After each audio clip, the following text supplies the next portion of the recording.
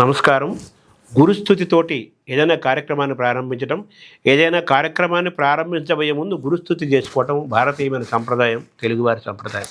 కొప్పరపు సోదర కవులు ఆ సంప్రదాయాన్ని సంపూర్ణంగా పాటించిన వారు. కొప్పరపు కవుల అవధాన గురువు పోతరాజు రామకవి గారు.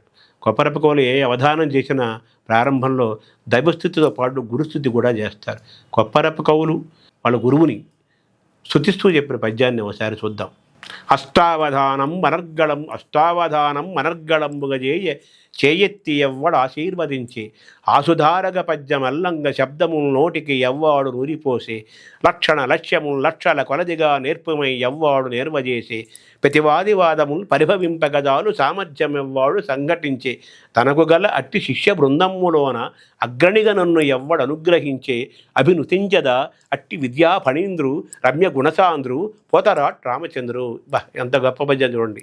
అష్టావధానం అనర్గళంబుగజేయ, అనర్గళంగా అష్టావధానం చేయటానికి అష్టావధానం అనర్గళంబుగజేయ చేయెత్తి ఎవ్వడు ఆశీర్వదించే ఆసుధారక పద్యమల్లంగ శబ్దముల నోటికి ఎవ్వాడు నూరిపోసే.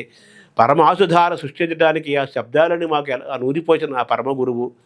అష్టావధానం అనర్గళంబుగజేయ చేయెత్తి ఎవ్వడు ఆశీర్వదించే ఆసుధారక పద్యమల్లంగ శబ్దముల నోటికి ఎవ్వాడు నూరిపోసే లక్షణ లక్ష్యముల్ లక్షల కొలదిగా నేర్పుమై ఎవ్వాడు నేర్వజేసే ప్రతివాదివాదము పరిభవింపగదాలు సామర్థ్యమెవ్వాడు సంఘటించే.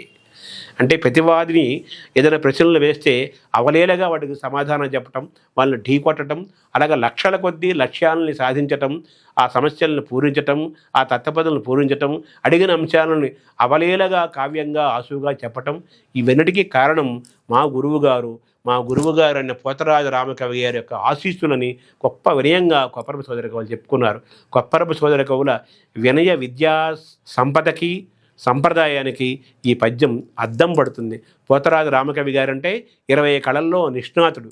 నేటి కొత్తాళ పీఠాధిపతి శ్రీ సిద్ధేశ్వరానంద భారతీ స్వామి వారికి పూర్వాశ్రమంలో ముత్తాత గారు శ్రీ పోతరాజు రామకవి గారు. నమస్కారం.